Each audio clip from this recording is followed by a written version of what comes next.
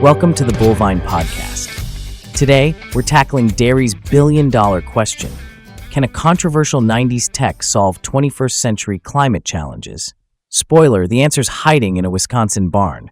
Join us as we unpack how bovine somatotropin, BST, is making an unlikely comeback, slashing emissions while boosting milk yields. You'll hear from farmers who've cracked the code, scientists defending the data, and even a rebel EU dairy producer running a black milk operation. Grab your earbuds. This isn't your grandpa's sustainability chat. All right, everyone, welcome back.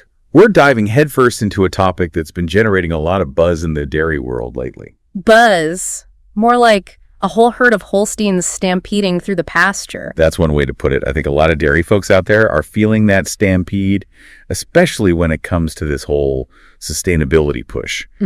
Trying to meet those ever-tightening environmental targets while at the same time just trying to keep the farm afloat financially. It's a real tightrope walk, isn't it? You said it. It's like trying to juggle 3 milk pails at once while riding a unicycle. You're bound to spill something eventually. Exactly.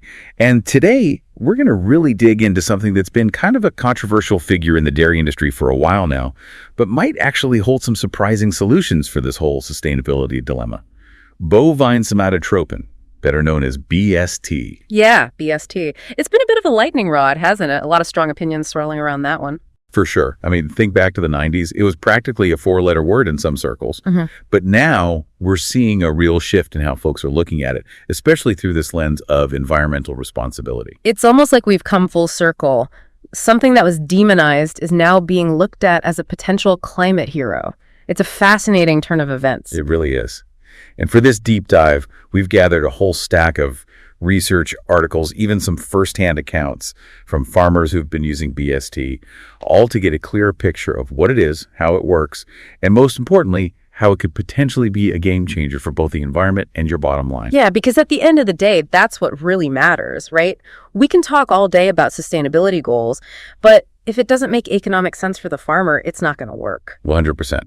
So let's start by laying out the challenge, the kind of sustainability trap that a lot of dairy farmers are feeling caught in these days. Right. It's like you're being squeezed from all sides. On one hand, you've got these global climate agreements pushing for significant reductions in greenhouse gas emissions. We're talking about that net zero target by 2050, which feels like it's just around the corner. Yeah, 2050 sounds far off, but it's really not when you think about the changes we need to make. And look, we all know that dairy isn't exactly a tiny player when it comes to emissions. True that. In the U.S., the dairy industry contributes around 2% of the total greenhouse gas emissions. Now, that might not sound like a huge number on its own, but there's a big but coming, isn't there? Always. The but is methane. Methane is the main culprit in those dairy emissions, and it's a potent little bugger. We're talking about 25 times more effective at trapping heat in the atmosphere compared to carbon dioxide. So that 2% actually packs a much bigger punch than it initially seems. Yeah, like a Jersey bull calf that thinks it's a Holstein. Small but feisty. Perfect analogy. And so you've got all this pressure to clean up those methane emissions, and there are solutions out there, but they don't come cheap. That's what I keep hearing. A lot of the approved green technologies are just plain out of reach for a lot of farms, financially speaking. I was reading a comment from a dairy farmer in Wisconsin the other day, and it really stuck with me. He said something like, they keep talking about these climate solutions, but the price tag on some of them is higher than my entire annual income. Yeah, I've heard similar things. You're looking at anaerobic digesters, which can cost upwards of $1.2 million to install. Solar panels, those are great, but we're talking $4,500 per cow equivalent to get those up and running. Then you've got all these fancy precision feeding systems with all the bells and whistles. $10,000 or more, easy. And that's not even factoring in the cost of actually hiring someone to help you navigate all this, like a carbon consultant. You're looking at $450 an hour for that kind of expertise. Ouch. It's a lot to swallow, especially when you look at the milk price, which, let's be honest, hasn't exactly been setting any records lately. Still hovering around that $20 per hundredweight mark, give or take. Right. It's a tough equation. You're trying to do the right thing for the environment, but you also need to, stay in business. Exactly. And that's where I think BST might be able to step in and offer a different approach, something that could potentially move the needle on both the environmental and the economic front. Okay, so let's talk about BST. For folks who might not be totally familiar with it, can you give us a quick crash course? Sure. BST, or bovine somatotropin, is a protein hormone that's naturally produced by cows. It plays a big role in growth and, importantly for us, milk production. Now, the supplemental form we're talking about here is called recombinant BST, or RBST. Recombinant. Sounds a bit sci-fi, doesn't it? Like something out of Jurassic Park. Maybe a little, but it's really not that complicated. Basically, RBST is an identical twin to the BST that a cow naturally produces. It's made in a lab, but it's structurally the same thing. It's not some kind of foreign substance we're pumping into our cows. Got it. So it's like a boost of something their bodies are already making. Exactly. Now, the interesting part is how it works. You've probably heard of the dilution of maintenance effect. Dilution of. Remind me again. Think of it like this. A cow, just like any living creature, needs a certain amount of energy just to exist, just to keep all her systems running. That's the maintenance. It's like the energy she needs to keep the lights on in the barn, so to speak. I get it. The basic overhead. Right. And scientists estimate that about 35% of a cow's total feed energy goes towards that maintenance. So that's 35% that's not going toward making milk. What BST does is it kind of shifts that energy balance. It helps the cow use less energy on just being a cow and more on producing milk. So it's like telling her, hey, let's focus a little less on just hanging out and a little more on filling the tank. Precisely. And when you look at the cellular level, it gets even more fascinating. BST actually binds to receptors in the mammary gland. This binding essentially tells those milk-producing cells to stick around longer, to extend their productive lifespan. And what's really cool is that this can potentially prolong that peak lactation period by up to 41%. Whoa, 41%. That's like getting an extra month of top-dollar milk checks. Exactly. More milk, same cow, same basic feed bill. Now, before anyone jumps down my throat about pushing cows too hard, let's talk about what this actually looks like in practice. We see those maintenance energy requirements dropping when cows are supplemented with BST. So instead of 35% of her energy going to maintenance, it goes down to about 28%. That's a pretty significant chunk of energy that's now freed up for milk production. Right, and that translates into a 14% improvement in feed efficiency, which is huge. It's like getting almost 1.5 free meals per day for each cow. Same feed going in, more milk coming out. Talk about making the most of every bale. And on top of that, we see milk production increasing by anywhere from 6 to 15 pounds per cow per day, often without having to increase their feed intake proportionally. So you're telling me we could get more milk without shoveling in a mountain of extra feed. Where do I sign up? Hold your horses. We're getting there. But first, we need to address the elephant in the parlor. Why isn't every dairy farmer using BST if it's so great? I think there's this lingering perception that it was banned because it was somehow dangerous. Yeah, that myth has stuck around like manure on a boot. Yeah. The truth is, the FDA here in the U.S. approved BST way back in 1993 after a very, very thorough 12-year review. They looked at it from every angle, and their conclusion was clear. Milk from cows treated with BST is indistinguishable from milk from untreated cows. There's no scientifically significant difference, period. So it wasn't a safety issue that led to its decline. What happened then? Well, it was a bit of a perfect storm, really. You had some early challenges with how it was being implemented on farms. Some of those early trials in the 90s, they did see a temporary increase in mastitis cases. It wasn't unmanageable, but it became this big talking point for groups that were already opposed to the technology. Mastitis is a big deal. It's not something any dairy farmer wants to mess around with. Right, and it created this opening for those who were already skeptical. And then you had this very effective activist campaign that really played on those fears and concerns. We're talking RBST-free, labels popping up everywhere, consumer boycotts, the whole 9 yards. It put a lot of pressure on farmers to stop using it, even if they didn't necessarily have any issues with it themselves. So it was more about public perception and marketing than any real scientific evidence of harm. That's an important distinction to make. 100%. It was a case study in how powerful those marketing campaigns can be. All right, so now that we've debunked that myth, let's talk brass tacks. What could using BST actually mean for your dairy operation? Let's break it down. If you look at a typical 500-cow dairy, the potential financial impact is pretty substantial. We're talking about feed cost savings in the neighborhood of $120,000 a year. Wait, hold on. $120,000 just from using BST. That's what the numbers are showing. And then you add in the increased milk production, which could generate an extra $59,000 in revenue annually. Okay, now we're talking. That's almost $180,000 straight to the bottom line. You could buy a new tractor with that kind of money. maybe even 2. It's a significant boost, no doubt. And all this translates to a net profit margin improvement of about 3.5 percentage points. So if you're currently operating at, say, an 8.6% profit margin, BST could bump you up to a much healthier 12.1%. And these aren't just theoretical numbers, right? These are based on real-world data. Absolutely. These numbers come from real dairy farms that have continued to use BST, they stuck with it, and they've seen these kinds of financial gains. That's really encouraging to hear. It's one thing to talk about potential benefits, but it's another thing entirely to see actual farms succeeding with it. For sure. And to put it in even more relatable terms, that kind of profit boost, that extra $180,000 a year, that's enough to buy a brand new robotic milker every 2 years, debt-free. Think about that kind of impact on your operation. Now you're talking my language. Yeah. A new robot milker every 2 years. Sign me up. Right. It's a pretty compelling argument. And that's just the economic side of things. We haven't even gotten into the environmental benefits yet. Which is why we're really here, right? This whole sustainability push. Yeah. So let's talk about the environmental math that maybe those high-priced carbon consultants aren't exactly advertising. Right. So we've got a mountain of research, including these really comprehensive studies called life cycle assessments, and they're all pointing to some pretty impressive environmental benefits associated with BST. Okay, give us the highlights. All right, buckle up. For starters, we're seeing an 8.1% reduction in total feed requirements per kilogram of milk produced. Less feed. That means less land needed to grow that feed, less water used, less fertilizer runoff. It all starts to add up, doesn't it? You got it. And it gets even better. We're also looking at a 7.3% reduction in methane emissions per unit of milk. That's a big deal, especially when you consider how much more potent methane is compared to carbon dioxide. Yeah, any reduction in methane is a win in my book. What about manure? Isn't that a major environmental concern with dairy? It is, and BST delivers on that front too. We see about a 6.8% reduction in manure output per unit of milk, which can make a real difference in managing those waste streams.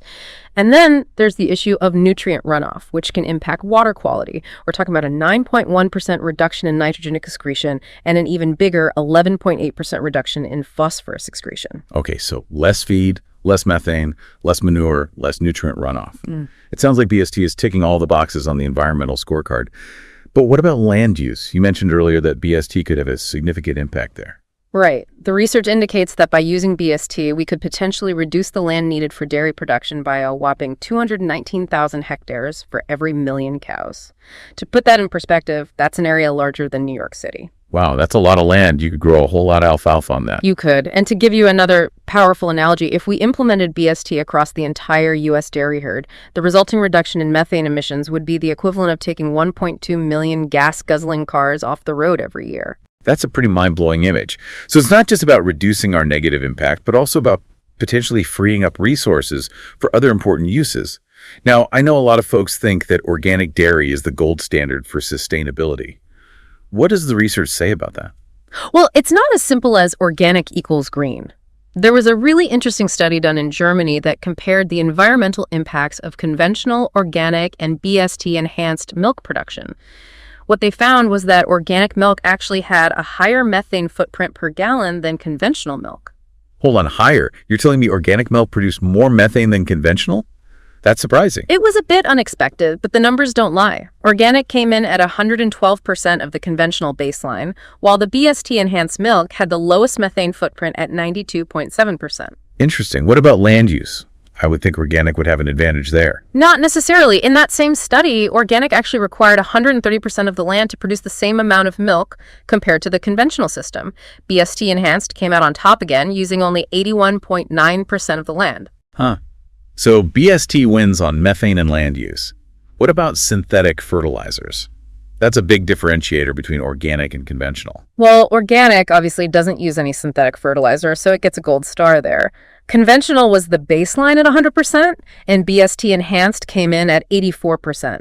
So while it doesn't eliminate the need for fertilizer, it does significantly reduce it compared to conventional production. So it's not as black and white as some folks might think. There are trade-offs with every system. What are some of the reasons behind these findings? Why is organic not necessarily the greenest option? Well, one of the biggest factors is that organic systems often have lower milk yields per cow. This means you need more cows to produce the same amount of milk, which generally leads to higher overall emissions. Right. More cows, more mouths to feed, more methane. Makes sense. Exactly. And the forage-based diets that are common in organic systems, those can actually lead to higher methane emissions per cow. The type of fiber they're digesting can produce more methane in their rumen. And while carbon sequestration in organic soils is a good thing, it doesn't seem to fully offset those higher emissions from the larger herds. So it's a complex equation. There's no easy answer. And that brings us to another tricky topic. This whole idea of natural. BST often gets slapped with the unnatural label.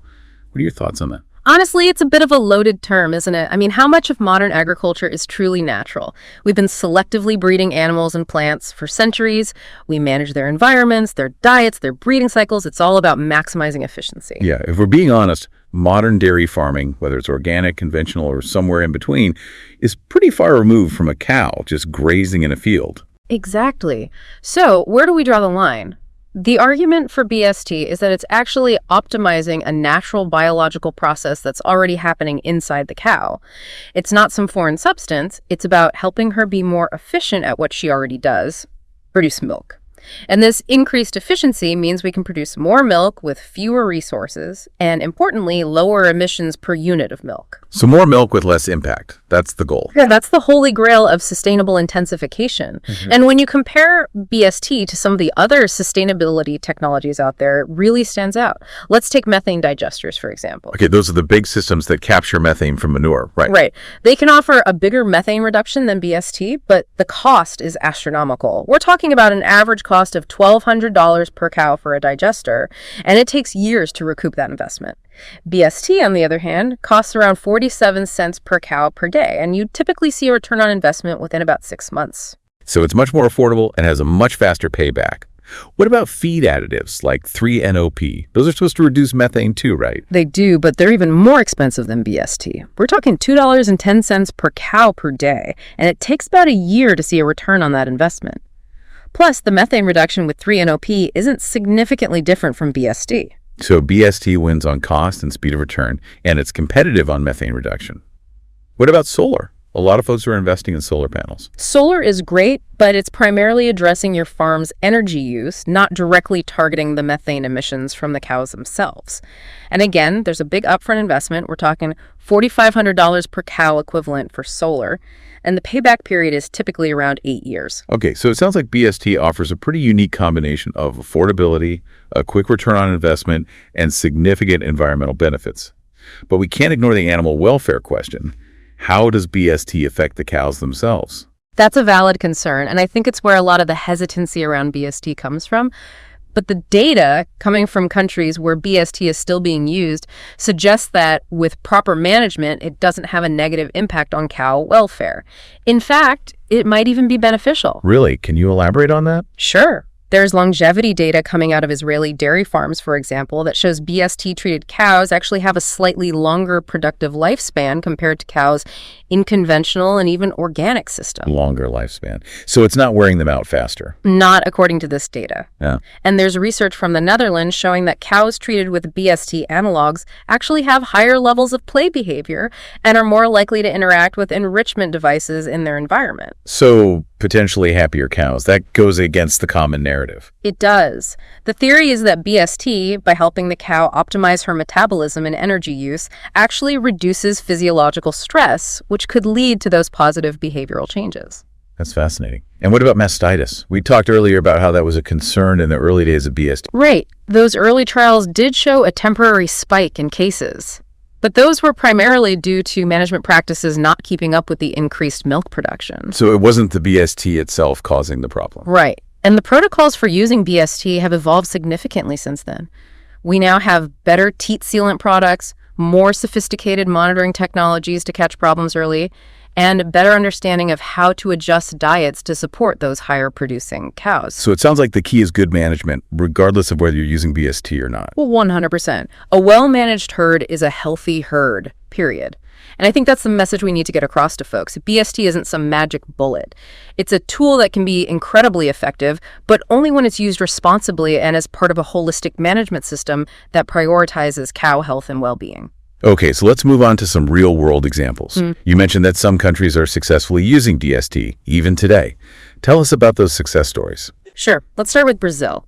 They've really dialed in a system that combines BST supplementation with high RUP diets, meaning diets that have a higher percentage of rumen undegraded protein. Okay, and how's that working out for them? The results are pretty incredible. They're seeing a 15.2% increase in milk yield per lactation compared to conventional systems. And that's not all. They've also achieved a 15.5% reduction in methane intensity, meaning less methane produced per kilogram of milk. Plus, their profitability per hectare is 62% higher. Those are some serious gains. It sounds like they've cracked the code. What are they doing differently in terms of their management practices? Well, they're really focused on precision feeding. They're making sure those cows are getting exactly the right balance of nutrients to support that higher level of production. They're also using BS2 strategically, typically administering it every 14 days.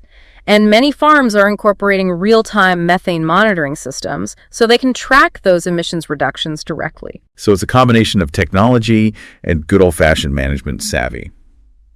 What about Israel? You mentioned they're doing some really innovative things with BST. Yeah, they've gone all in on the high-tech route. They're integrating BST with artificial intelligence, sensor technologies that track everything from methane emissions to cow behavior. The whole works. Wow, it sounds like they're running a space-age dairy operation. Pretty much. And the results are impressive. Their methane emissions are significantly lower in BST-treated herds. They're also achieving some incredible feed efficiency numbers, producing 21.4 kilograms of milk per cow per day, which is 37% higher than the European average. So more milk with less feed, less methane, and they're incorporating cutting-edge technology. What's not to love? Right. But what about consumer perception? How are they addressing that? They're going for radical transparency. They're actually putting QR codes on their milk cartons that allow consumers to see the real-time data on the environmental impact of that specific carton of milk. That's pretty cool. So you can scan your milk and see how much methane was emitted to produce it. Exactly. They're not shying away from the fact that they use BST. They're embracing it as part of their commitment to sustainable dairy farming. And it's paying off. They're seeing faster returns on investment for those robotic milking systems. They're freeing up land for other uses, and they're building trust with their consumers. It's a great example of how transparency and clear communication can really make a difference. Okay, let's talk regulations. We know there's a real patchwork of rules and perceptions around BST globally. What's the current state of play?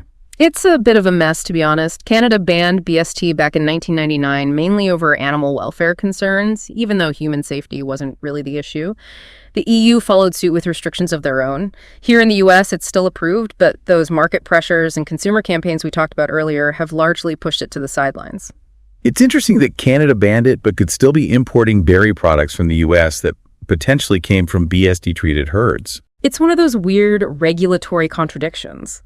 And it highlights the economic consequences of these bans.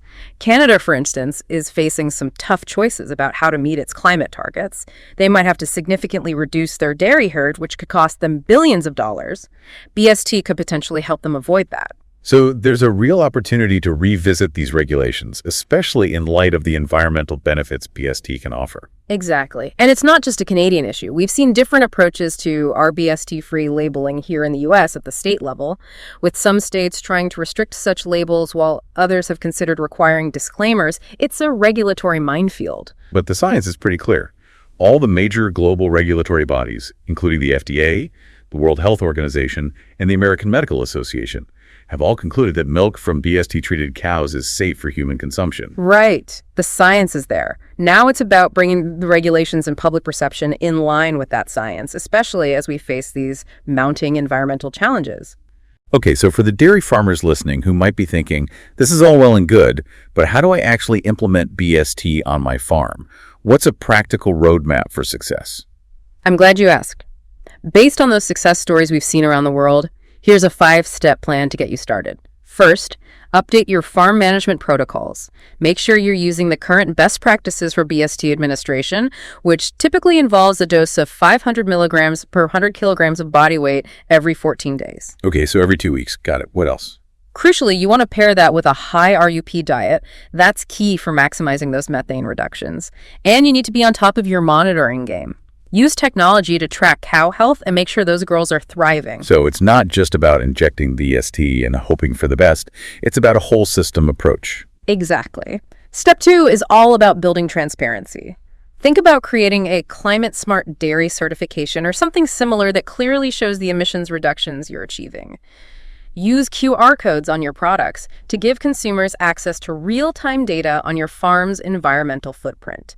And consider getting third-party verification of your animal welfare practices. So be open, be honest, and let people see what you're doing. Exactly. Step 3 is about collaboration.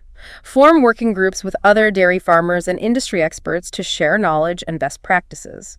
Partner with companies that offer complementary technologies like those robotic milking systems, which we saw can have a faster return on investment when paired with BST, and look into those emerging carbon markets. There might be opportunities there to get paid for those emissions reductions. So team up, share knowledge, and explore new revenue streams. What's next? Step 4 is about being proactive on the regulatory front.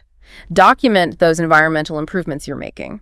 Use that data to challenge labeling restrictions. Make the case that BST milk is actually better for the environment. Don't be afraid to fight for what you believe in. All right.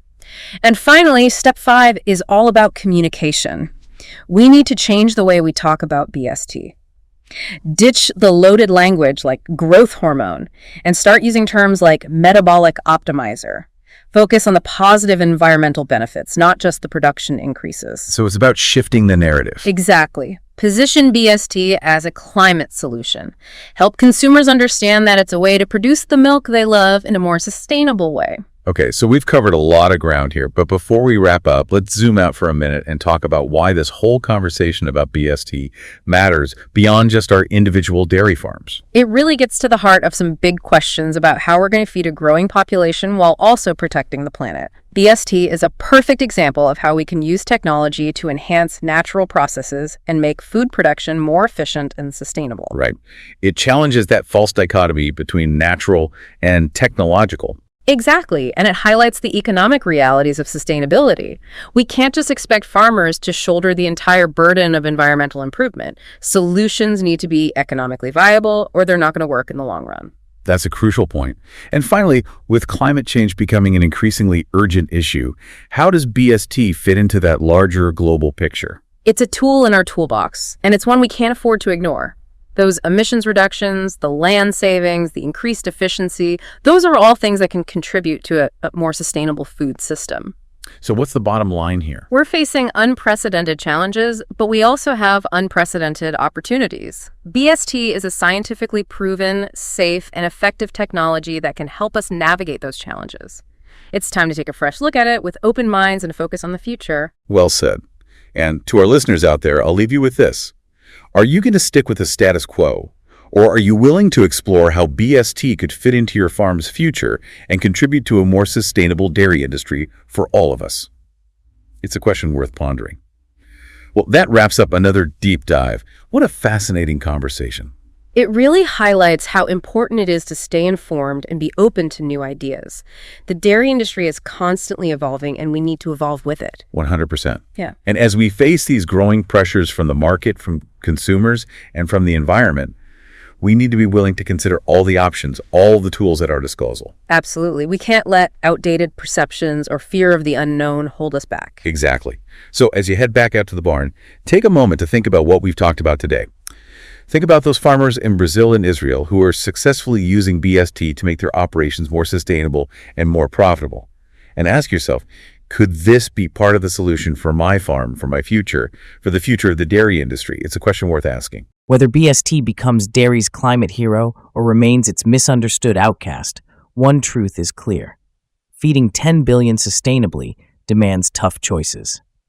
For show notes with Mike Peterson's ROI calculator and the full Journal of Dairy Science study, visit thebovine.com. This is the Bovine Podcast, where tradition meets tomorrow's tech. Until next time, milk smarter, not harder.